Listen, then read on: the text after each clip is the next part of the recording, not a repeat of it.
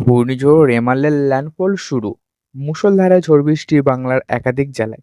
তো এই নিয়ে আবহাওয়া দপ্তর কি বলছেন এবং বাংলার কোন কোন জেলায় মুষলধারে ঝড় বৃষ্টি হতে চলেছে, বিস্তারিত কিছু জানিয়ে দেবো আপনাদেরকে এই ভিডিওর মাধ্যমে।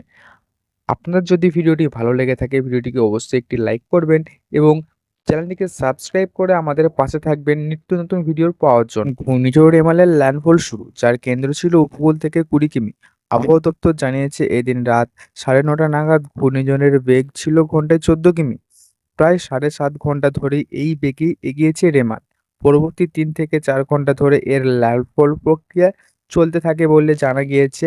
এই সময় ঘূর্ণিঝড় রেমালের অবস্থান পশ্চিমবঙ্গের সাগরদ্বীপ থেকে 115 কিমি পূর্ব, দক্ষিণ পূর্ব বাংলাদেশে খেপুপাড়া থেকে 120 কিমি পশ্চিম, দক্ষিণ পশ্চিম এবং ক্যানিং থেকে 100 কিমি দক্ষিণ, দক্ষিণ পূর্বে এবং বাংলাদেশের মংলা থেকে 120 কিমি দক্ষিণ, দক্ষিণ পশ্চিমে।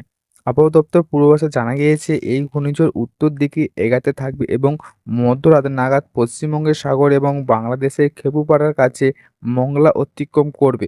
অতি প্রবল ঘূর্ণিঝড় হিসাবে এই সময় ঝড়ের সর্বোচ্চ বেগ থাকতে পারে ঘন্টায় 135 কিমি। আবহাওয়া দপ্তর আরও পূর্বাভাস দিয়েছে আগামী 6 ঘন্টা ঘূর্ণিঝড়ের বেগ থাকবে ঘন্টায় সর্বোচ্চ 135 কিমি।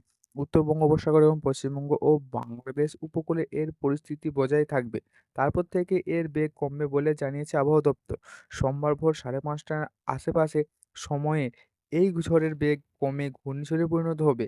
বেলা 11:30টার তা গভীর নিম্নচাপে পরিণত হবে বলে জানিয়েছেন আবহাওয়া দপ্তর। এদিকে এই ঘূর্ণিঝড় রেমাল প্রভাব উত্তর দক্ষিণ 24 পরগনা এবং পূর্ব মেদিনীপুর লাল সতর্কতা থাকলেও সোমবারের জন্য নদিয়া ও মুর্শিদাবাদে লাল সতর্কতা জারি করেছে আবহাওয়া দপ্তর। সোমবার বীরভূম, পূর্ব বর্ধমান, হুগলি, উত্তর ও দক্ষিণ 24 পরগনা, কলকাতা ও হাওড়া কোনো কোনো জায়গায় ভারী থেকে অতি ভারী বৃষ্টি হবে, যে কারণে কমলা সতর্কতা জারি করা হয়েছে। তবে দক্ষিণবঙ্গের জেলাগুলিতে সোমবারের পরে পরিস্থিতি স্বাভাবিক হয়ে যাবে। অন্যদিকে উত্তরবঙ্গে ঘূর্ণিঝড় রেমালের দাপট শুরু হবে সোমবার থেকে।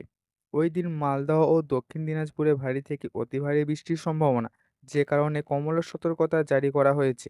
এছাড়া কোচবিহার, উত্তর দিনাজপুর ও জলপাইগুড়ি জেলাতেও কোথাও কোথাও ভারী বৃষ্টি হতে পারে। মঙ্গলবার কোচবিহার, জলপাইগুড়ি এবং আলিপুরদুয়ারে কোনো কোনো জায়গায় অতি প্রবল বৃষ্টি হতে পারে, যে কারণে কমলা সতর্কতা জারি করা হয়েছে। এই সময় দার্জিলিং, কালিম্পং, উত্তর ও দক্ষিণ দিনাজপুরে ভারী থেকে অতি ভারী বৃষ্টিপাত হতে পারে, যে কারণে কমলা সতর্কতা জারি করা হয়েছে।